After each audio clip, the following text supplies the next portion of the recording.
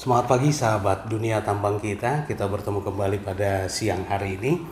Dan siang hari ini kita akan membahas tentang jalan umum dan jalan khusus, termasuk kegiatan hauling di jalan umum. Karena ternyata masih belum clear tentang jalan umum dan jalan khusus ini. Terbukti dari banyaknya pertanyaan yang mirip-mirip, yang pada intinya menanyakan tentang kegiatan pengangkutan di jalan umum terutama. Misalnya pertanyaannya seperti ini. Izin bertanya Pak, ada suatu IUP menggunakan jalan tambang berada di luar IUP, namun juga menggunakan jalan umum untuk mengangkut bahan tambangnya menuju pelabuhannya yang juga di luar IUP. Mohon pencerahannya Pak terkait hal tersebut. Ketentuan apa yang harus dipenuhi oleh si pemegang IUP?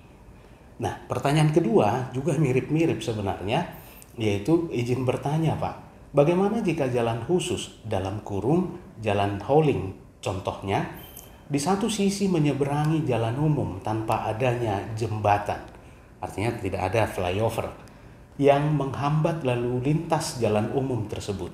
Dan jika terjadi insiden di persimpangan tersebut, termasuk dalam insiden apa? Ya, mungkin pertanyaannya di sini masuk kecelakaan tambang atau bukan. Nah, kemudian yang ketiga, ada juga yang nanya begini, Bang mau tanya terkait Undang-Undang Nomor 3 Tahun 2020, apakah memperbolehkan hauling menggunakan jalan raya? Dan masih banyak lagi pertanyaan yang sejenis. Maka penting kita ulas di siang hari ini mengenai jalan umum dan jalan khusus ini.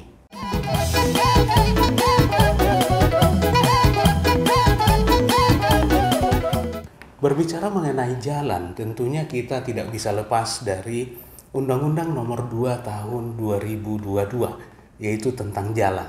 Nah, yang pertama kita mau lihat dulu apa definisi tentang jalan, terutama jalan khusus.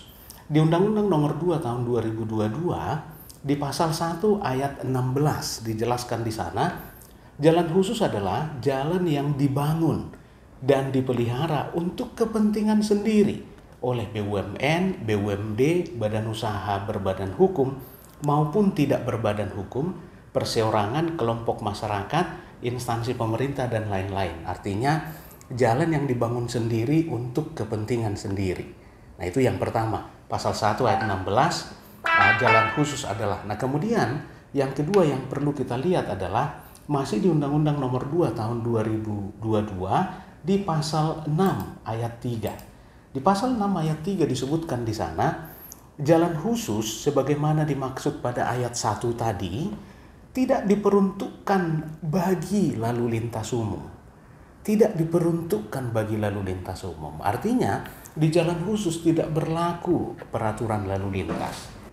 Kemudian ketentuan yang ketiga masih di Undang-Undang Nomor 2 Tahun 2022, kemudian kita menuju ke pasal 57B ayat 1. Di pasal 57B ayat 1 disebutkan begini, badan usaha sebagaimana dimaksud dalam pasal 57A termasuk penyedia jasa atau sub penyedia jasa yang memerlukan jalan dengan spesifikasi atau konstruksi khusus wajib membangun jalan khusus. Artinya kalau sebuah perusahaan atau instansi membutuhkan jalan dengan spesifikasi khusus, mungkin karena muatannya sangat berat misalnya melebihi ketentuan di jalan umum, maka wajib membangun jalan khusus. Ya, wajib membangun jalan khusus. Jadi kalau industri pertambangan mengoperasikan kendaraan angkut dengan kapasitas yang besar-besar, maka wajib membangun jalan khusus. Sebesar apa? Minimal, sehingga wajib membangun jalan khusus. Nanti kita akan masuk ke penggolongan jalan, beban maksimum yang bisa beroperasi di jalan umum. Di atas itu wajib membangun jalan khusus. Nah, akan tetapi sebelum ke sana kita bahas dulu tentang jalan tadi. Pasal 1 ayat 16, jalan khusus adalah jalan yang dibangun sendiri untuk kepentingan sendiri. Pasal 6 ayat 3, jalan khusus tidak berlaku peraturan lalu lintas karena tidak diperuntukkan bagi lalu lintas umum. Nah, kemudian di pasal 57B ayat 1, instansi atau siapapun yang membutuhkan jalan dengan spesifikasi tertentu, terutama kalau melebihi kapasitas sebagaimana diatur di jalan umum, maka wajib membangun jalan umum. Oke, nah kemudian kita masuk ke undang-undang yang kedua, yaitu Undang-Undang Nomor 22 Tahun 2009, yaitu undang-undang tentang lalu lintas dan angkutan jalan. Nah, di sana yang perlu kita cermati adalah yang pertama di pasal 1 ayat 12. Jalan adalah seluruh bagian jalan dan seterusnya yang diperuntukkan bagi lalu lintas umum. Nah, sekarang kita membahas lalu lintas umum. Sekali lagi di pasal 1 ayat 12, jalan adalah seluruh bagian jalan dan seterusnya yang diperuntukkan bagi lalu lintas umum. Artinya ini jalan yang dimaksud di dalam Undang-Undang Nomor 22 Tahun 2009 ini adalah jalan umum, di mana di sana diperuntukkan bagi lalu lintas umum. Artinya berlaku peraturan lalu lintas.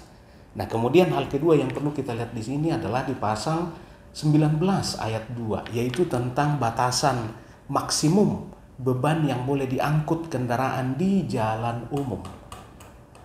Pasal 19 ayat yang kedua. Nah, pengelompokan jalan menurut kelas jalan sebagaimana dimaksud pada ayat 1 terdiri atas. Jalan itu dibagi 4 bagian, yaitu kelas 1, 2, 3 dan jalan kelas khusus. Yang paling besar kapasitas atau jalan yang paling kuat konstruksinya itu jalan kelas 1. Nah, pembagian jalan ini dibedakan berdasarkan batasan muatan dan juga dimensi kendaraan. Nah, misalnya kelas 1, yaitu jalan arteri atau kolektor yang dapat dilalui kendaraan bermotor dengan ukuran lebar maksimum 2,5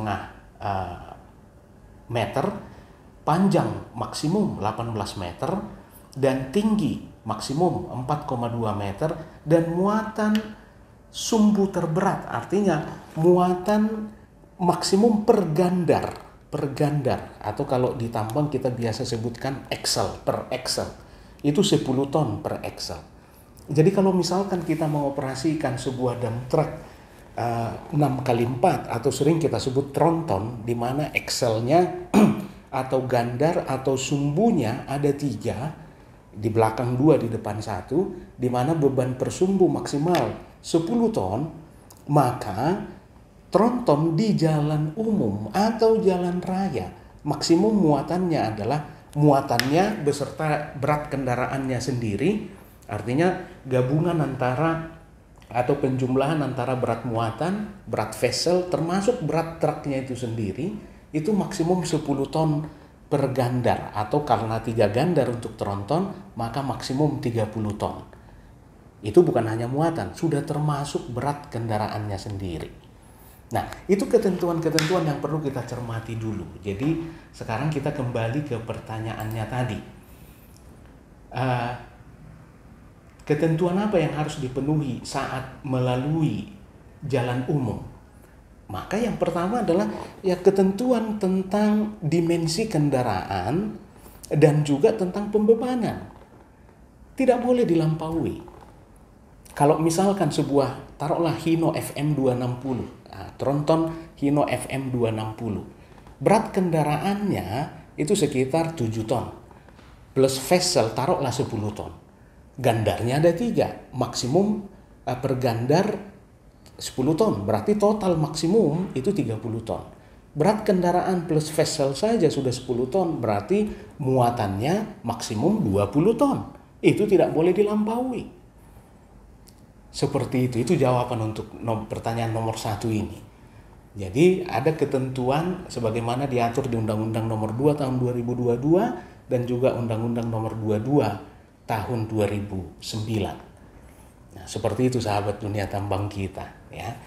Nah, kemudian pertanyaan kedua misalnya, ingin bertanya, Pak, bagaimana jika jalan khusus melintas di jalan umum, artinya belum ada flyover sehingga menyeberangi jalan umum. Nah, maka intinya sahabat dunia tambang kita, saat melintas di jalan umum, walaupun itu hanya sekedar menyeberang, maka berlaku peraturan lalu lintas. Apa itu? Ya pembatasan dimensi dan juga pembatasan beban tadi. Itu harus kita ikuti. Nah, kemudian kalau terjadi kecelakaan di sana saat melintas di jalan umum tadi menyeberang, apakah itu masuk kecelakaan tambang atau bukan? Nah, maka kalau kita kembali ke kriteria kecelakaan tambang di Kepmen 1827/2018 lampiran 3 halaman 146 ada 5 kriteria. Yang kelima, kecelakaan itu terjadi di wilayah IUP atau wilayah proyek. Tentunya jalan umum bukan wilayah IUP atau wilayah proyek. Maka yang pasti bukan kecelakaan tambang karena kriteria nomor 5 tidak dipenuhi. Nah, kemudian pertanyaan nomor 3, Undang-Undang nomor 3 tahun 2020 apakah memperbolehkan hauling menggunakan jalan raya? Nah, Undang-Undang nomor 3 yaitu perubahan tentang Undang-Undang nomor 4 tahun 2009 tentang pertambangan mineral dan batu bara. Ya tentunya hanya mengatur hal-hal yang terkait dengan pertambangan mineral dan batu bara di wilayah IUP. Tidak ada diatur di sana apakah boleh atau tidak menggunakan jalan umum. Tapi kalau menurut saya, sahabat dunia tambang kita, semua warga negara, ya apalagi yang taat membayar pajak, itu berhak menggunakan fasilitas umum. Jadi kalau menurut saya pada dasarnya boleh menggunakan jalan raya dengan catatan semua peraturan-peraturan dari instansi terkait itu harus dipenuhi. Pembatasan dimensi kendaraan, kemudian pembatasan beban kendaraan itu harus dipenuhi. Dan sebagai tambahan, sahabat dunia tambang kita juga sudah mengatur di Kepdirjen Minerba nomor 185 tahun 2019, terutama di halaman 153 di huruf A poin 1 disebutkan begini. Konstruksi dan peralatan kendaraan yang beroperasi di jalan umum dipastikan memenuhi persyaratan yang dikeluarkan oleh instansi yang berwenang. Artinya apabila sebuah kendaraan tambang, kendaraan angkut melintas di jalan umum, maka harus memenuhi ketentuan yang dikeluarkan oleh instansi yang berwenang. Yang mana itu? Ya terutama Undang-Undang nomor 2 tahun 2022 tentang jalan dan Undang-Undang nomor 22 tahun 2009. Seperti itu sahabat dunia tambang kita. Dan jalan umum itu bukan wilayah izin usaha pertambangan atau wilayah proyek, sehingga kalau terjadi kecelakaan di sana pasti bukan kecelakaan tambang. Nah, dan apakah boleh melintas jalan angkut tambang, kendaraan tambang atau dump truk tambang melintas di jalan umum? Apakah boleh? Atau di jalan raya? Apakah boleh? Ya, sekali lagi sahabat dunia tambang kita, menurut saya semua warga negara yang taat pajak ya berhak menggunakan fasilitas umum dengan ketentuan tidak boleh melanggar ketentuan yang ada di jalan umum tersebut. Kecuali misalnya di beberapa daerah ada peraturan-peraturan daerah yang sama sekali melarang truk tambang melintas di jalan umum. Ya, apa boleh buat? Yaitu tentunya dengan pertimbangan-pertimbangan dari kepala daerah dan wakil rakyat di sana. Dan satu lagi sahabat dunia tambang kita, sesuai dengan pasal 57B ayat 1 Undang-Undang nomor 2 tahun 2022 yang kita sebut tadi, ya saya hanya ingin mengingatkan bahwa di sana disebutkan bahwa setiap badan usaha yang membutuhkan jalan khusus atau jalan dengan spesifikasi tertentu yang berbeda dari spesifikasi jalan umum, maka wajib hukumnya harus membangun jalan khusus untuk kepentingan sendiri. Artinya kalau kita memang mengoperasikan dump truck yang bebannya per gandar bisa sampai 15 atau 20 ton, padahal maksimum tadi di jalan umum hanya 10 ton, maka kita wajib membangun jalan khusus. Tidak boleh melintas di jalan umum, nanti merusak kepentingan umum. Ya, kasihan masyarakat. Jadi saya pikir sudah menjawab sahabat dunia tambang kita, akan tetapi kalau ada masukan atau pendapat lain silahkan masukkan di kolom komentar. Sampai bertemu di video berikutnya.